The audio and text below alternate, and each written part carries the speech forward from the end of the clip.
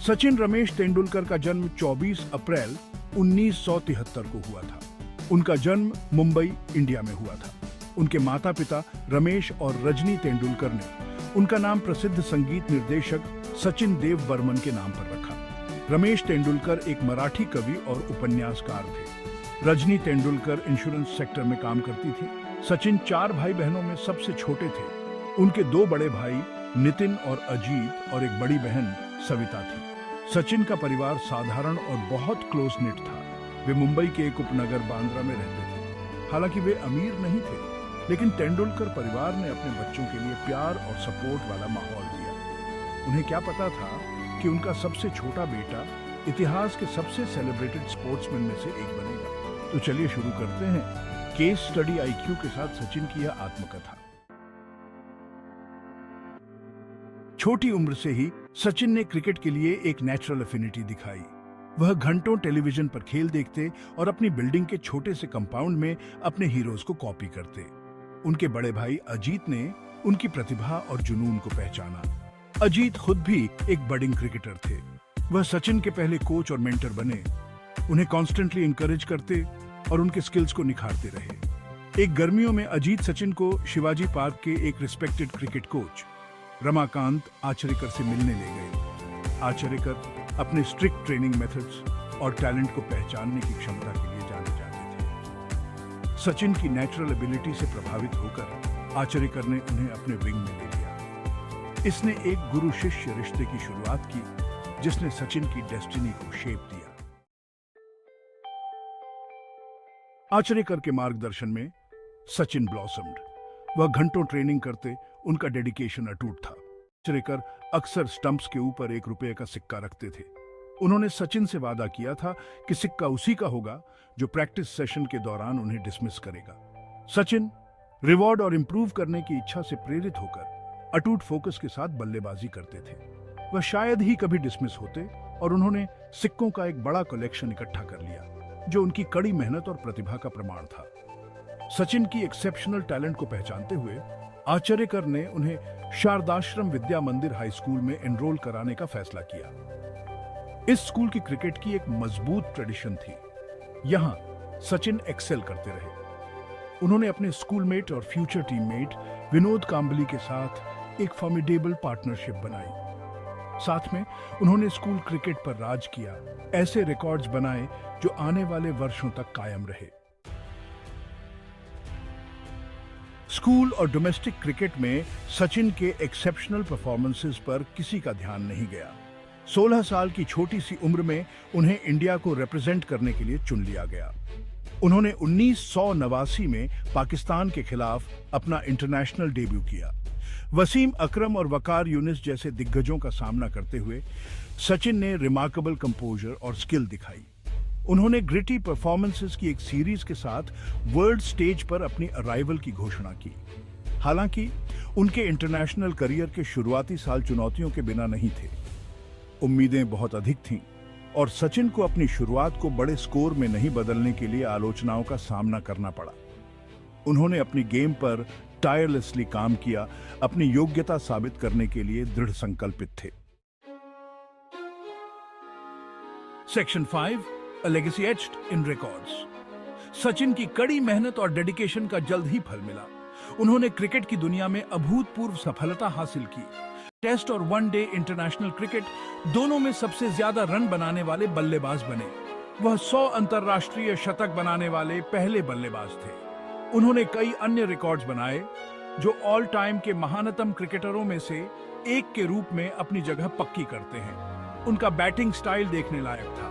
उनके पास स्ट्रोक्स की एक वाइड रेंज और एक इम्पेकेबल टेक्निक थी।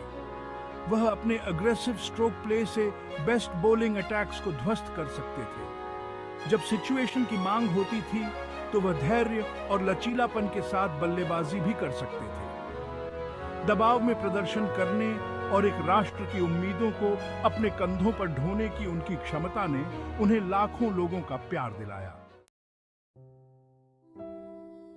Section 6, beyond the boundary, Sachin's personal life. मैदान के बाहर सचिन ग्राउंडेड और हम्बल बने रहे। 1995 में उन्होंने एक पीडियाट्रिशियन अंजलि मेहता से शादी की। उनके 2 बच्चे थे, एक बेटी सारा और एक बेटा अर्जुन। सचिन ने हमेशा अपने पर्सनल और प्रोफेशनल लाइफ के बीच एक सख्त लकीर बनाए रखी। अपने परिवार को कांस्टेंट मीडिया की चकाचौंध से बचाते रहे। अपनी सेलिब्रिटी स्टेटस के बावजूद सचिन अपनी जड़ों से जुड़े रहे। वह अपनी ह्यूमिलिटी और अपने एल्डर्स के प्रति सम्मान के लिए जाने जाते थे। वह कई फिलैंथ्रोपिक एक्टिविटीज में भी शामिल थे। उन्होंने अंडर प्रिविलेज्ड बच्चों का सपोर्ट किया और कई सामाजिक कार्यों में योगदान दिया। Section 7 Life After Cricket A Second Innings of Service 2013 में 2 दशकों से अधिक के शानदार करियर के बाद सचिन तेंदुलकर ने अंतर्राष्ट्रीय क्रिकेट से संन्यास की घोषणा की। इस खबर ने क्रिकेटिंग वर्ल्ड में शॉकवेव्स भेज दी। खेल में उनके अनपैरेलल्ड योगदान को स्वीकार करते हुए हर तरफ से ट्रिब्यूट्स आए। संन्यास ने राष्ट्र की सेवा के प्रति सचिन के जुनून को कम नहीं किया। 2012 में उन्हें भारतीय संसद के अपर हाउस राज्यसभा के लिए नॉमिनेट किया गया था। उन्होंने अपनी भूमिका को गंभीरता से लिया। अपनी पोजीशन का उपयोग महत्वपूर्ण सामाजिक मुद्दों के बारे में अवेयरनेस बढ़ाने के लिए किया। उन्होंने स्पोर्ट्स इंफ्रास्ट्रक्चर को बेहतर बनाने और इंडिया में खिलाड़ियों के कल्याण की वकालत की।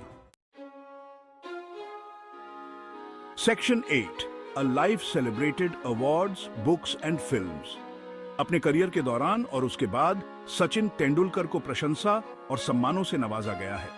उन्हें 1994 में अर्जुन पुरस्कार, 1997 में राजीव गांधी खेल रत्न पुरस्कार, 1999 में पद्मश्री, 2008 में पद्म विभूषण और भारत रत्न, भारत का सर्वोच्च नागरिक पुरस्कार 2014 में मिला।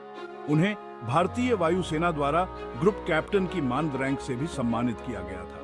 उनकी ऑटोबायोग्राफी प्लेइंग इट माई वे 2014 में रिलीज होने पर बेस्ट सेलर बन गई। उनके जीवन और करियर पर कई अन्य पुस्तकें और डॉक्यूमेंट्रीज बनाई गई हैं, जिन्होंने दुनिया भर के प्रशंसकों की कल्पना को मोहित किया है। एक बायोग्राफिकल स्पोर्ट्स फिल्म सचिन ए बिलियन ड्रीम्स 2017 में रिलीज हुई, जिसने एक कल्चरल आइकॉन के रूप में उनकी विरासत को और मजबूत किया।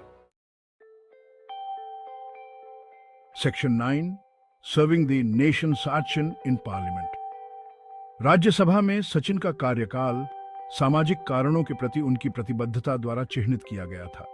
उन्होंने डिबेट्स में सक्रिय रूप से भाग लिया और खेल, स्वास्थ्य और शिक्षा से संबंधित मुद्दों को उठाया।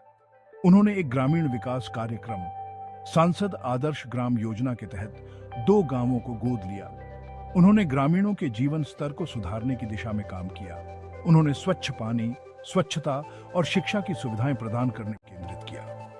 संसद में सचिन की उपस्थिति कार्यवाही में एक नया पर्सपेक्टिव लाई। उन्होंने राष्ट्र निर्माण में खेलों के महत्व को उजागर करने के लिए अपने प्लेटफॉर्म का इस्तेमाल किया। उन्होंने स्पोर्ट्स इंफ्रास्ट्रक्चर में अधिक निवेश और ग्रासरूट्स लेवल टैलेंट के विकास की वकालत की। Section 10 a global icon brand Sachin and his enduring legacy अपने रिटायरमेंट के बाद भी सचिन तेंदुलकर एक ग्लोबल आइकॉन बने हुए हैं। वह विभिन्न ब्रांड्स और एंडोर्समेंट से जुड़े हुए हैं। उनकी पॉपुलैरिटी जियोग्राफिकल बाउंड्रीज से परे है। वह युवा क्रिकेटरों के लिए एक मेंटर के रूप में काम करते हैं, अपने विशाल ज्ञान और अनुभव को साझा करते हैं। सचिन की विरासत क्रिकेट के मैदान से कहीं आगे तक फैली हुई है। वह एक्सीलेंस, डेडिकेशन और ह्यूमिलिटी के प्रतीक हैं। उन्होंने एक पीढ़ी को बड़े सपने देखना और अटूट प्रतिबद्धता के साथ अपने जुनून को आगे बढ़ाने की सीख दी। उनका जीवन और उपलब्धियां दुनिया भर में लाखों लोगों को इंस्पायर करती रहती हैं। उनका नाम हमेशा के लिए क्रिकेटिंग हिस्ट्री के इतिहास में अंकित रहेगा, जो उनकी असाधारण प्रतिभा और उनकी अदम्य भावना का प्रमाण है।